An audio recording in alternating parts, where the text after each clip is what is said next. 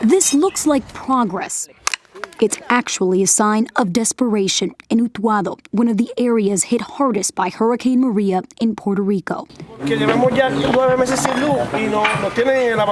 He says they're repairing the power themselves because they're almost at 9 months without power and they feel abandoned. Charlie Reyes has no experience doing this, climbing poles, working with live wires, restoring power, something he says he learned in one day from a retired power worker. Using any materials they can find, their risky mission has turned the lights back on for more than a dozen. The home of Samuel Vasquez is next. It's like I feel bad because it's just, you can't get no power. You ain't get no light. In Utuado, tarps are still being used, roads washed out, emergency plans are still being worked out. Mayor Ernesto Irizarry says his municipality cannot take another storm. So how frustrating is that as the leader of 30,000 people in Utuado? It's difficult and hard because you see in the eyes the people, the frustration. He says he doesn't have the basic resources or the money to respond to a natural disaster. 8 months after Maria, parts of the island are still dealing with what FEMA calls the longest power outage in modern U.S. history. More than 10,000 customers are still in the dark. Can this power grid, can it sustain itself if another hurricane were to come? The most honest thing to say about our grid is that it's weak or fragile. Walt Higgins is the new CEO for Puerto Rico's Power Authority, tasked with fixing a power grid never built to handle Cat 4 or 5 hurricanes. Just weeks ago, an island-wide blackout was caused by a fallen tree. Higgins promises most of those still without power, though not all, will have it restored in a matter of weeks. What he cannot say is what will happen if another storm plunges the island into darkness. My straight answer to that is we are readier this year than we were last year. And people on the island will be counting on it for their very lives. A Harvard study now indicates a lack of power after Maria is partly to blame for more than 4,600 deaths, far more than Puerto Rico's official death toll of 64. Will this be enough? Yes. For FEMA's part, it's showing off this warehouse full of disaster relief supplies.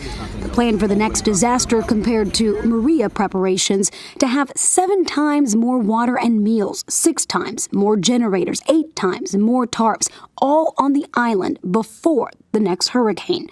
The agency admits it's learned some lessons. So will FEMA be ready for a faster response if a hurricane hits? Absolutely, there's no doubt, no doubt. But for those in Utuado taking matters into their own hands, any sign of recovery is a victory. You get a little emotional about it. Oh, yeah. Whew, do you know how long did I don't see the light on my house? 9 months. 9 months.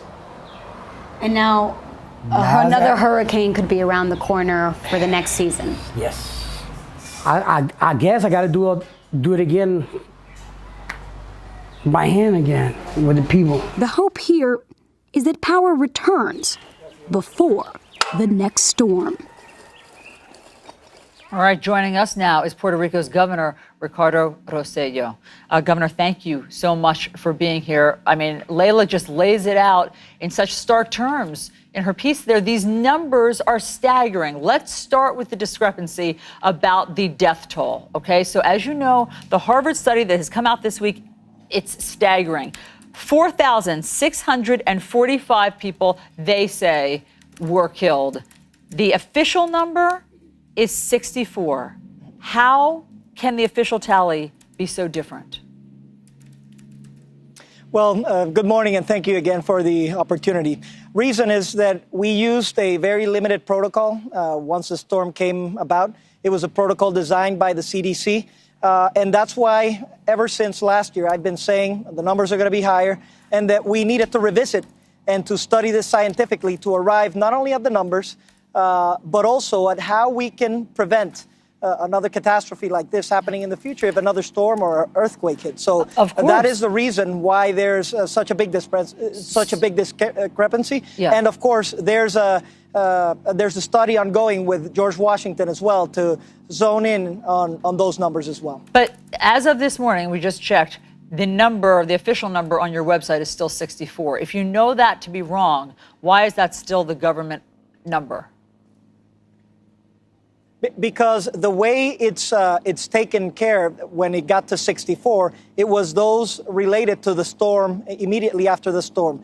Once we realized that that was a faulty protocol, we called upon the Malkin Institute, George Washington, so that they could revise it and do it properly and do it scientifically. So it's taken time, no doubt about it. But the number is still on your website. Making sure that all of the data. I'm sorry to interrupt, but just to be clear, you're saying that that number on your website, the official death toll, is not accurate. Well, we've never expected that it was accurate. That's why we always said that it was going to be higher, and that we gave the task to George Washington University so that they can study it and that they could arrive at a number. But not only at a number. Listen, right now we're rebuilding Puerto Rico. We're making sure that we learn from our mistakes. That's part of my job as a governor and as a scientist.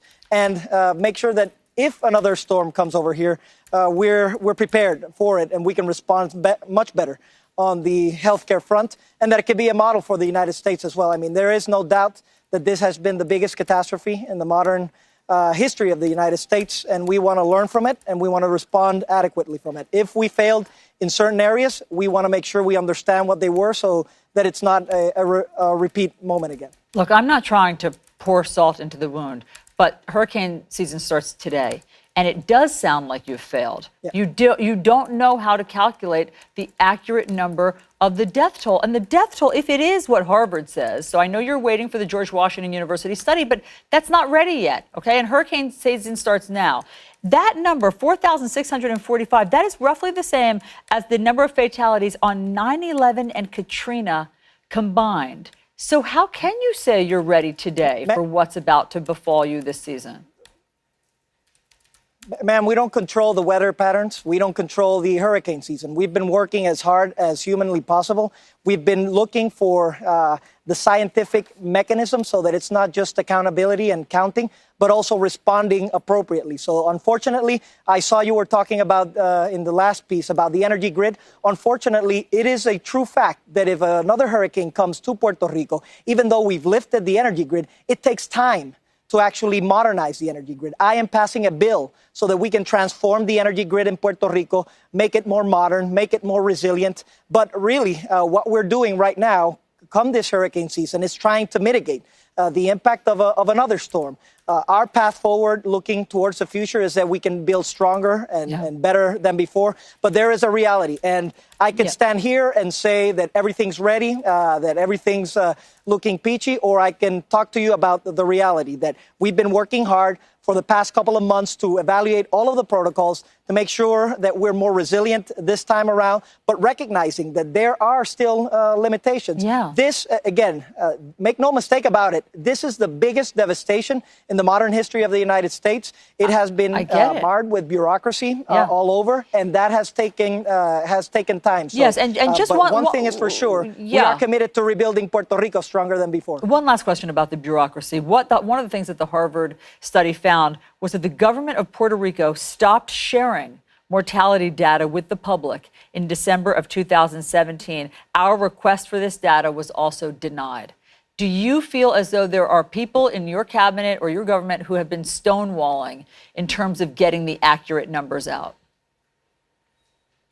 So yesterday I said, and I reiterate, if that was the case, there would be hell to pay, because I signed an executive order to open up the data for everybody. But it is very important that you realize that we also are accountable to an order of law, a law and order system. And there is a law that prevents us from giving out certain confidential information about folks. So within that limitation, we have been giving information. We have been making sense of it. But we cannot give all of the confidential information. There is a Vital Statistics Bureau law. It's very clear on what we can and cannot give. And what we're doing is working with all of the stakeholders to make sure we make sense of all of the data so that the truth is known. Listen, whether it's one life, whether it's 500, whether it's 1,000 or 10,000, it is important for me. They're all important lives. And what I want to make sure is that from this one, we get some clarity, we get some closure, and then going towards the future, we're much more resilient, and that everybody, not only in Puerto Rico, but everywhere in the United States, we can be more prepared, better prepared for devastations of these magnitudes that are not going to stop. In fact, they're probably going to be increasing. On that note, Governor Rosselló, thank you very much for being with us. We're thinking of you and the people on Puerto Rico, and please come back to us when you have your official updated number. Thank you so much for being on New Day.